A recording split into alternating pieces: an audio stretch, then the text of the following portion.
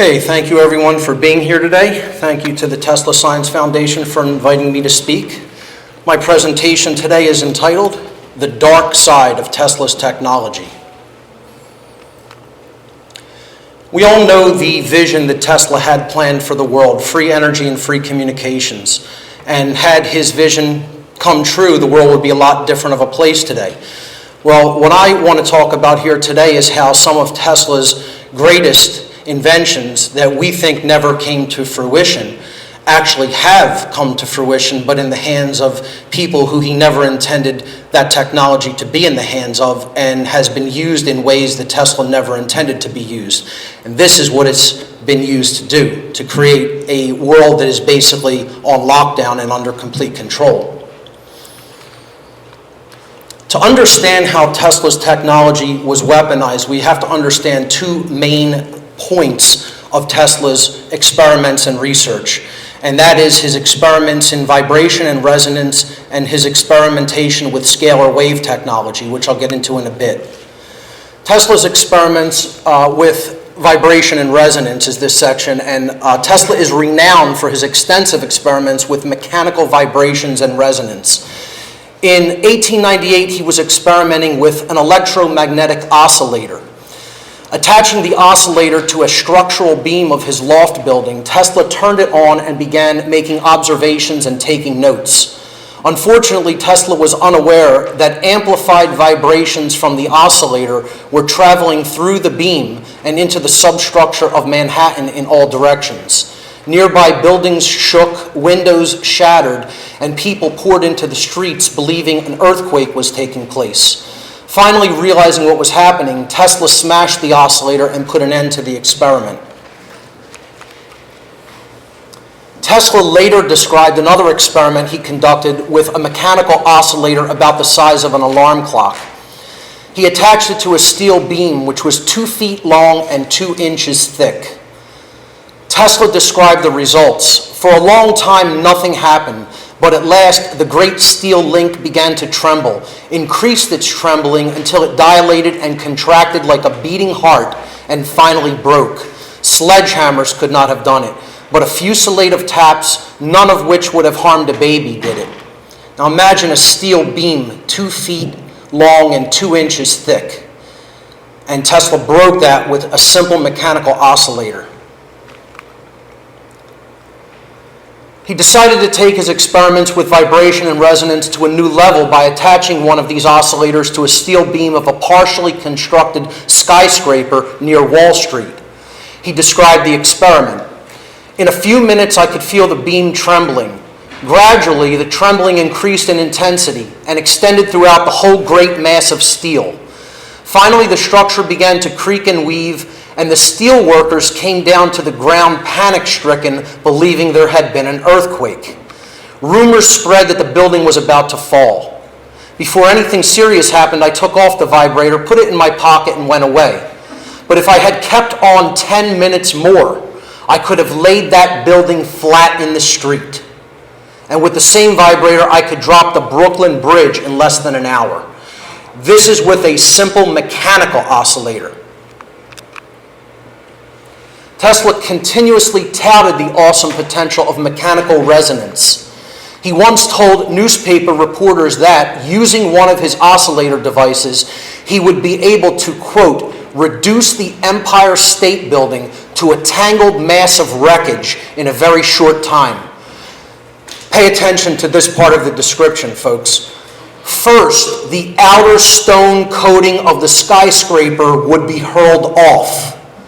Then the whole vast skeleton of steel, the pride and glory of the Manhattan skyline, would collapse. The next part of Tesla's technology that we have to understand that has been essentially used in ways it was never intended to be used by the great inventor was scalar waves. Tesla was the rediscoverer of scalar waves. In 1899, Tesla rediscovered scalar waves and conducted experiments with them at his laboratory in Colorado Springs. Scalar waves flow at right angles to electromagnetic waves. They're considered to be finer than gamma rays or X-rays. They belong to the subtle gravitational field and are also known as gravitic waves or longitudinal waves. Many scientists and researchers today refer to them simply as Tesla waves. As a result of his Colorado Springs experiments, Tesla learned how to harness scalar waves from one transmitter to another without using any wires. Tesla later, of course, built a prototype of this magnifying transmitter at Shoreham, Long Island, New York. As we all know, Tesla's funding for this project was revoked after his main financial backer, J.P. Morgan, realized that Tesla's world wireless system would destroy his business profits by allowing people to tap into quote-unquote free energy at no cost. Tesla later discovered that scalar energy becomes bottled from the intersection of two scalar waves. Through interferometry, a technique of crossing scalar wave beams, large standing waves could be combined to produce a focused beam of extremely powerful energy. Several scalar waves sent from different transmitters could also be combined by this technique of interferometry to produce a plasma bottle of very high contained energy. This bottle or shield, it became known as a Tesla shield, could be moved around the planet at will, and the bottled energy could even be detonated remotely. If detonated in the Earth, an earthquake would be the result. If detonated in a building or a city, the result would be a violent explosion akin to a miniature nuclear explosion without any resulting radiation, which would disintegrate all matter within the quote-unquote bottle. And there's a newspaper clipping regarding Tesla's so-called death ray, death beam. Tesla's so-called death ray could literally project the energy of a nuclear warhead and direct it to any location in the world. Some say the massive explosion in Tunguska, Siberia in 1908 may have been due to a test of this technology. The force of the Tunguska explosion was estimated to have been 10 to 15 megatons. The blast flattened 500,000 acres of forest. It is conjectured that Tesla may have been trying to break ice at the polar circle during this test and may have overshot his target. Tesla considered further experimentation with scalar wave technology too dangerous for obvious reasons. He knew that scalar waves could be used to create man-made earthquakes or to create remote disintegration weapons. This is why he made the decision before his death to divide his lifelong research over multiple locations in different countries. That way, no one country could gain a power advantage over the rest of the world by weaponizing technology based on his research. After his death in 1943, the FBI and other intelligence agencies in the United States were actively involved in confiscating and suppressing many of Tesla's documents, including plans for his, quote, death ray weapon and his earthquake machine, deeming them top secret lest they fall into, quote, enemy hands. And it is my contention that this technology did, in fact, fall into enemy hands called the United States government. And it was used on September 11th, 2001. Now, before you scoff at this, take a look at some of the evidence I'll present here today. The first thing I'll ask people is, if you never saw the events of 2011 or heard the official explanations as were given to us by the government and the mainstream media, and you took a look at these following pictures, would you yourself describe that as a collapse? No way. Or would you look at that and say, that is more akin to an explosion, a massive explosion, in fact, a disintegration? Are we witnessing a collapse there, or is that the building being disintegrated? What kind of energy is required? As scientists who may be out there listening, is the potential energy in a building of the mass of the World Trade Center and the force due to gravity and some burning kerosene enough to produce that kind of kinetic energy? Once again, the question I ask people to honestly ask themselves, if you did not hear the official narrative and knew nothing about the events of that day, Would you describe what you are seeing there as a collapse? That's all I asked. This is a very brilliant woman who I highly suggest everyone really look into the empirical data that she has presented in her book. This is Dr. Judy Wood. She wrote a book called Where Did the Towers Go? Evidence of Directed Free Energy Technology on 9/11. Everybody in this room should read this book and pay close attention to the evidence that Judy Wood presents. And she doesn't really jump to a lot of conclusions. The book is really a book of evidence that she presents. I highly recommend people checking it out. Here is another big part of the evidence, and I want to recall your attention to when Tesla said if he let his oscillator go, it would rip away the stone structure, or the concrete structure of the building first, then it would disintegrate the steel and bring it down in a collapse. This video is Judy Wood speaking about a phenomenon that was observed in World Trade Center 1 when it collapsed, called the Spire, which was 70 stories of steel that remained standing after the concrete structure peeled away like a banana. Now we're going to look from B1 and B2 positions, as well as from C, at what's referred to as the spire. There's that clump of core columns from Tower 1 that seems to remain just a little bit after the rest and then turns to dust. I'm sort of expecting that or suspicious that is right above where those 14 people survived, who thought they would have been crushed and looked up and saw blue sky. Here's Tower 1 coming apart, and it peels away like peeling a banana, and left with these little spires sticking up. That's about 700 feet tall.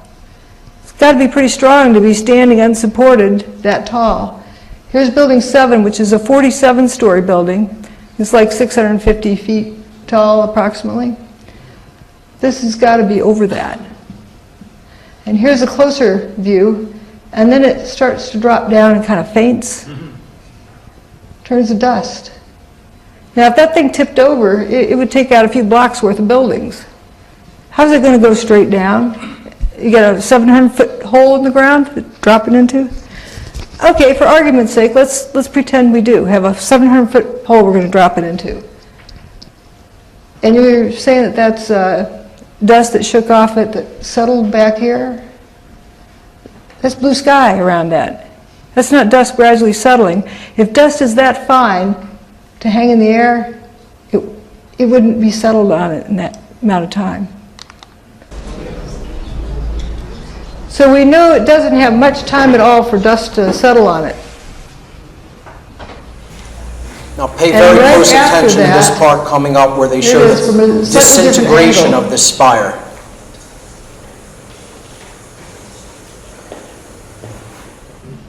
It'll just faint.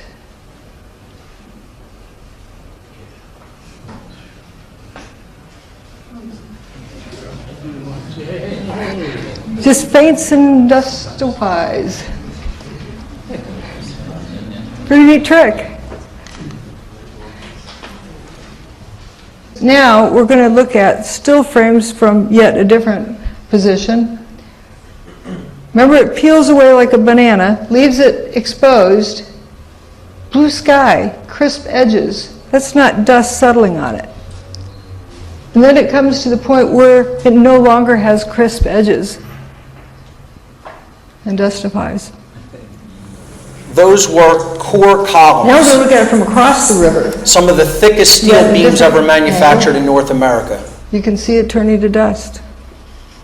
You know, it isn't tipping over in any particular direction. Also, when you look at the debris pile, there's not enough matter to account for the mass of the buildings. The cloud is sort of wrapping around this building. It's a little bit more wrapped around. So you can tell there's not much time has passed between those two images. Here are those core columns still standing, 700 feet in the air. Is that a collapse or a disintegration? People will ask why. That's the big question whenever you bring up that this may have been a deliberately pre-planned event. And I would say there's lots of reasons for false flag terror attacks, for false flag terror events. First of all, it's to inject fear into the public consciousness. When people are in fear, they don't make good decision-making processes, and they're willing to listen to whatever a so-called savior comes along and tries to tell them to do, first of all. Well, we've gone into other countries and waged wars of aggression to seize resources. You know, this so-called never-ending war on terror and the fear that it produces, a whole new department of Homeland Security, akin to the Gestapo of Nazi Germany. You know, all the subsequent losses of civil liberties that went along with it and the rising militarization of the police. There's lots of reasons for false flag attacks. Again, I highly recommend everyone to check out this book by Judy, Where Did the Towers Go? Her research is great. She also has a phenomenal YouTube video called The New Hiroshima, which I highly recommend. For the more technically inclined and scientific among us, this is a gentleman whose work I highly recommend, Dr. Thomas Bearden. And he has done extensive work about scalar interferometry. Also, you can look at how this technology can be weaponized in different ways, such as modification of weather and the production of artificial earthquakes. If you don't know about HAARP, I'm sure most people here do. It's the High Altitude Active Auroral Research Project in Alaska. It's another thing to definitely research when it comes to how scalar wave technology has been used for all the wrong reasons. And for more information on false flag events, false flag terror events, and how they have been historically used to sway populations in a certain direction, you could check out the new documentary that I appear in from Free Mind Films called Shadow Ring. Highly recommend the documentary. It's very, very well done, and it explains in depth what false flags are and how they've been used historically.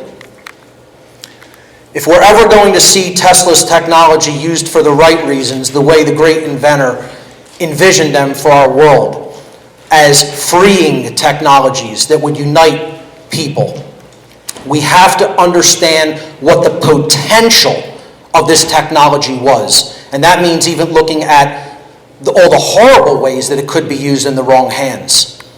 I think the real answer is to truly educate people about what is possible and to truly educate our young about what Tesla really wanted to do with these technologies. And that starts with the education in the school systems, teaching children about Tesla, his visions for our world, and what he really wanted to accomplish.